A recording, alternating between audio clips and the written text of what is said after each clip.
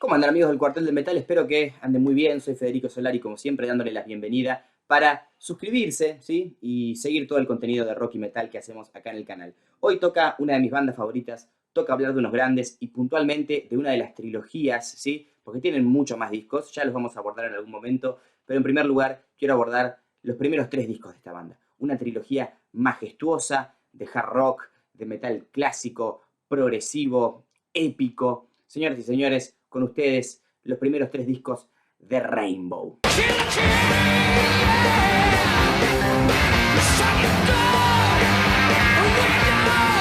Un poquito de historia para hablar acerca de lo que es y de cómo se formó una banda como Rainbow, ¿no? Por supuesto que mente maestra detrás de este proyecto es el señor Ritchie Blackmore, por supuesto, gran histórico fundador de la banda Deep Purple, que obviamente había gozado de muchísimo éxito, sobre todo con su formación Mark II, que había dado inicio con el ingreso de Ian Gillan, para lo que fue el In Rock del año 1970, y de ahí Deep Purple, por más de que ya dentro de muy poco tiempo empezarían a darse los conflictos de intereses entre Gillan y Purple, se alegaba que eran dos suertes de líderes en la banda, los tipos prácticamente que no se podían ni ver. Richie a Blackmore lo alejaba el carajo siempre, no iban a grabar juntos. Richie a Gillan, ¿no? No se presentaban juntos en el mismo estudio a la hora de grabar. Pésima relación que se fue desarrollando con los años, y ni hablar después de lo que fue cuando se reunieron en el 84 para lo que fue el Perfect Strangers, ¿no? I said to the rest of the band, what's Ian doing other than drinking and getting crazy? I think maybe he was being very antagonistic at the time because he wanted to be fired. But he didn't want to say, I'm leaving. He's a giant amongst guitar players. I don't think anyone would dispute that. But he's an intellectual dwarf. I didn't say that. I mean, what I'm saying is he's insecure. I didn't say that. I didn't say that. Yes, I did.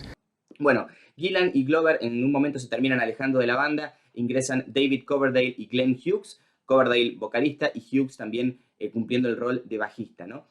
Pasado el burn, llegado el Stormbringer, Blackmore se empieza a dar un poco cuenta que la banda estaba tomando un ritmo medio funky, medio psicodélico hasta cierto punto, no emparentado al psicodélico que hacían en sus primeros 3 trabajos, ¿no? Pero un funky, mejor dicho, un rock así en ese estilo que no le iba mucho. Él ya quería tratar líricas más fantásticas, quería que su música volviese a ser un poco más pesada, más rockera.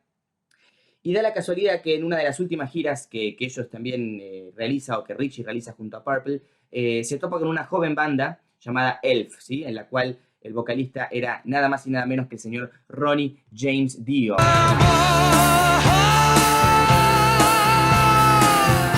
Empiezan a pegar buena onda, graban una canción que es 16th Century Greensleeves, excelente experiencia en el estudio.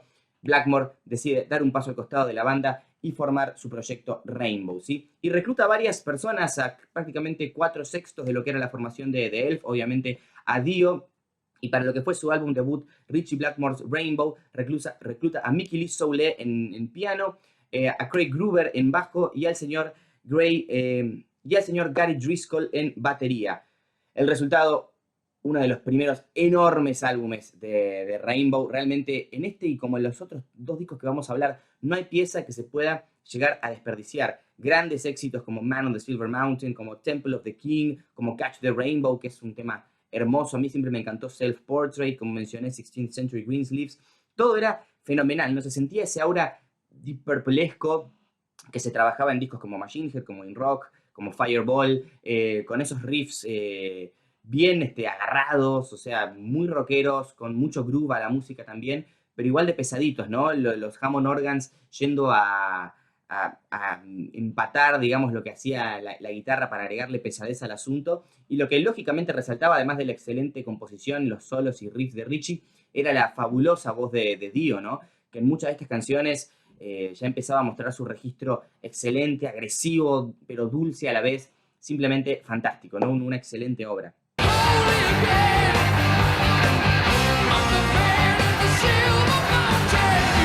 Esta banda y uno de los mejores discos de la historia del rock y del metal, que es Rising.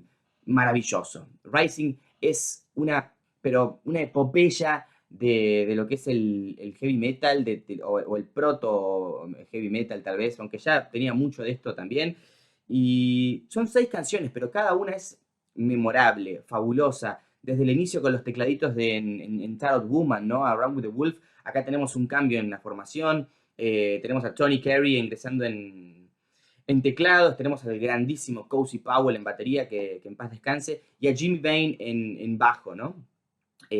Formación que acompañaría también para lo que es el próximo trabajo. Bueno, tendríamos también luego la inclusión de Bob Daisley, ¿no? Y demás, pero Cozy y Tony se quedarían. Obviamente Dio también.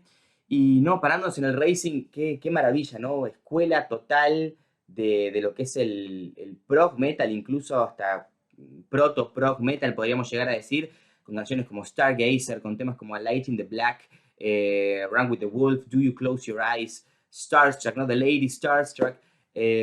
Maravilloso disco, creo que es una escucha obligatoria para todo aquel que se precie de disfrutar de este estilo de rock, este estilo de metal, con buena presencia de teclados, con enorme presencia de voces, con solos y estructuras de guitarra, composición maravillosa, o sea, a otro nivel, año 76 estamos hablando, y es una maravilla, por más de que ya el señor Blackmore nos había deslumbrado con enormes lanzamientos de Deep Purple y se vendrían grandes cosas también, creo que acá se juntaron todas las pasiones de él y de la banda también de tratar este terreno fantástico con lo épico, con lo fantástico, como dije, ¿no?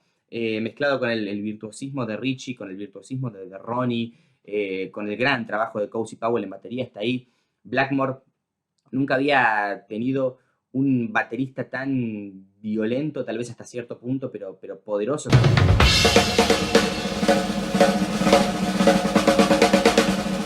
Como despliega Cozy en A Light in the Black, por ejemplo, que es un tema fabuloso, ¿no? Stargazer creo que todos podemos coincidir que es una de las mejores canciones de la historia del hard rock. Magnum Opus también, ¿no? Como dije, tema largo, A Light in the Black también, ¿no? Pero fantástico, fantástico, la verdad es una absoluta maravilla este álbum, creo que por donde se lo mires es fenomenal, ¿no? Y luego pasaron también nomás 2 años para que terminara esta hermosa trilogía de discos de Rainbow junto a Ronnie, obviamente, que quien luego tomaría otros rumbos musicales, y ahora vamos a ver un poquito por qué. Y sacaron Long Live Rock and Roll, ¿no? Un disco que para mí está ahí palo y palo con Rising. De hecho, creo que de tener que establecer un orden, no puedo poner un 1 y un 2, pero tercero para mí de estos 3 discos sería el Richie Blackmore's Rainbow, y acá estarían codo a codo, ¿no? Long Live Rock and Roll. Porque acá incluso nos metemos un poco más en el metal, un poco más en lo denso, un poco más en lo progresivo también, ¿no? Sacando temas como Long Live Rock and Roll o por ahí Lady of the Lake, que son como más heavy, hard rock, clasicón. Pero ¿qué me dicen de canciones como Kill the King, que es posiblemente una de las primeras canciones de la historia del power metal, proto power metal también podríamos decir? Y es interesante ver cómo de Richie Blackmore salieron tantas influencias, de Deep Purple salió un absoluto multiverso, y de ahí hasta un video se puede hacer hablando del multiverso de Deep Purple, y creo que ni podríamos llegar a nombrar todos los integrantes y todas las bandas que han pasado por bandas que llegaron luego de Deep Purple, a causa o consecuencia, mejor dicho, de muchos músicos que se vieron vinculados con esta historia, ¿no? The Shed, ese tema es maravilloso, ¿no? Es una delicia total. Y Gates of Babylon, como la escuela esa medio arábiga que tiene las melodías,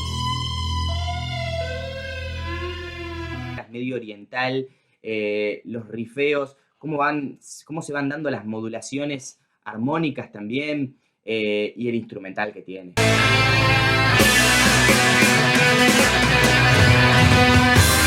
Por Dios, es una maravilla, ¿no? Yo hace cosa de un par de meses publiqué en mi Facebook personal para que la gente realmente me dijese cuál es la mejor canción de Rainbow, ¿no? Si es Stargazer o realmente es Gates of Babylon, porque a mí me encanta Stargazer. Estoy de acuerdo que para mí los puestos son esos, ¿no? La 1 y la 2, al menos de la era Dio. Pero creo que todos podemos coincidir en que estos 3 discos son lo mejor que ha hecho Rainbow, a pesar de lo genial que es el Down to Earth, de lo buenos que son los discos también con Joe Turner en las voces.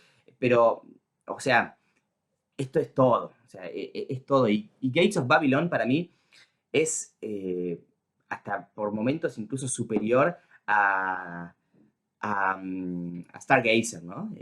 Tiene, la voz de Dio ahí transmite como en pocas ocasiones.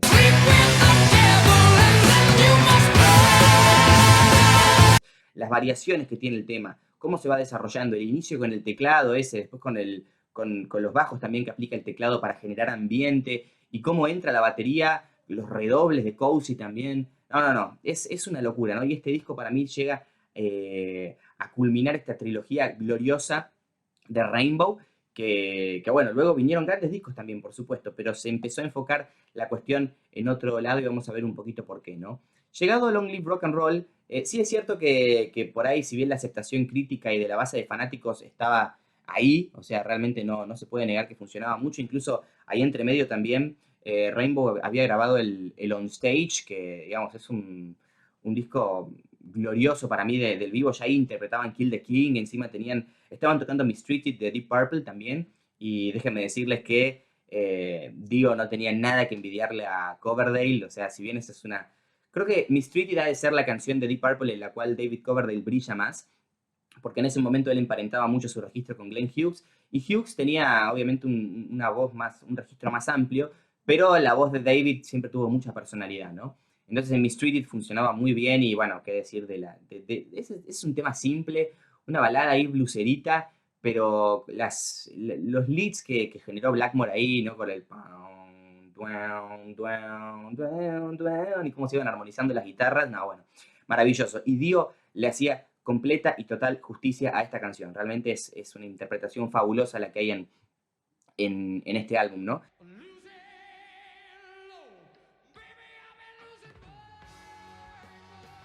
Y bueno, a pesar de eso y de tener aceptación de fans y demás, digo, Ritchie Blackmore estaba muy acostumbrado a realmente romper todos los charts y vender y ser banda número 1 con Deep Purple en todo momento, incluso hasta en Estados Unidos.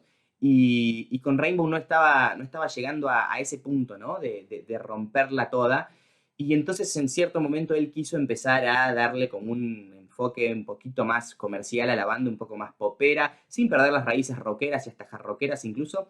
Pero a Ronnie eso la verdad que no le interesaba mucho. Ustedes saben que Ronnie siempre fue puro metal, brother. Él, digamos, bueno, ni hablar de lo que fue cuando llegó la era glam y todo, que todos conocemos sus declaraciones, pero a él siempre le interesó mucho ese mundo de fantasía, ese mundo metalero, ¿no? Él era un metalero, Ronnie Dio. Y por eso, bueno, luego entró a Sabbath y grabó los discos cuando Sabbath se inclinó un poco más hacia el New Wave of British Heavy Metal, como fueron Heaven and Hell y Mob Rules. Y qué decir del The Humanizer más adelante, que es uno de los discos más pesados de la historia de Sabbath, o lo que fue Heaven and Hell, que también es pesadísimo.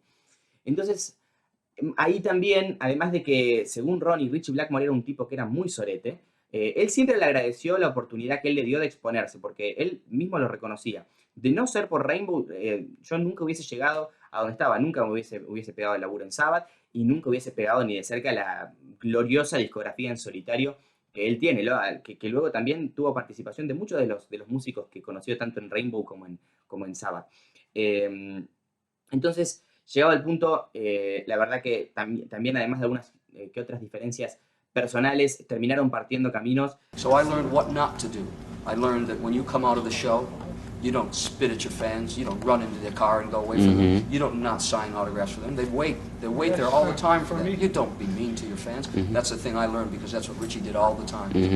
Really bad. Rainbow continuó en aquel entonces reclutando a Graham Bonnet también para grabar lo que fue el Down to Earth, que sí fue un disco que tuvo bastante más éxito en lo comercial, con temas como Since You've Been Gone, bueno, y otros clásicos, Danger Zone, Lost in Hollywood, que vimos ahí en Down to Earth justamente. Y luego también digamos, con lo que fue la inclusión de Jolene Turner, pegaron temas que también eran pseudo comerciales, pero no sé, como I Surrender, por ejemplo, que era muy clásica, o sea, tenía esa vibra neoclásica la música también, pero por ahí un poco más seguible y más sencilla que lo que veníamos escuchando en Long Live Rock and Roll, ¿no? Spotlight Kid, que bueno, igual también es rapidita, ¿no? Pero logró como esa mezcla en discos como el Difficult to Cure o Ben Out of Shape. Entonces por eso yo digo que realmente esta trilogía es tan auténtica y tan gloriosa, tan maravillosa, porque todos los agentes involucrados en lo que fue, o en lo que fueron Ritchie Blackmore's Rainbow, o en lo que fue Rising, y en lo que fue Long Live Rock and Roll, realmente estaban, se notaba la pasión, ¿no? Se notaba la sinceridad y lo auténtico detrás de la motivación de cada uno de los músicos. Ritchie, cuando se fue de Deep Purple, fue porque quería hacer lo que hizo con Rainbow, y sonó así. Dio estaba en su salsa, o sea, el tipo estaba llegando a más gente, estaba cantando la música que quería, tocando los tópicos líricos que le interesaban, y todos los músicos que estuvieron en Rainbow también tuvieron mucha oportunidad de crecimiento. Es así y realmente funcionó muy, pero muy bien. Jimmy Bain, luego Bob Daisley, ni hablar, que luego siguió mucho con Ozzy Osbourne. Fenomenal trifecta. Creo que si bien la discografía de Rainbow algún día por ahí merezca un ranking o algo acá en el canal, digo, es innegable toda la influencia que ha tenido este grupo en lo que es el rock, en lo que es el metal. A día de hoy, para mí, si bien es una banda muy reconocida, dentro de la periferia del rock y la periferia del metal, sigue siendo una banda de conocedores y de un cierto culto, pero bueno, nada. Coméntenme ustedes qué les parecen estos 3 discos, para mí son maravillosos, uno mejor que el otro, y con canciones gloriosas que recordaremos hasta el fin de los tiempos, ¿no? Muchas gracias por ver el video, les invito como siempre a suscribirse. Si les gustó este video, por favor, les recuerdo, está disponible la opción del super gracias, si nos pueden dejar un super gracias, acá se agradecen mucho las cooperaciones para seguir trabajando estos tipos de videos, que espero que les gusten a ustedes verlos, tanto como a mí hacerlos. Dicho esto, será hasta la próxima, un abrazo muy grande y nos vemos. Saludos.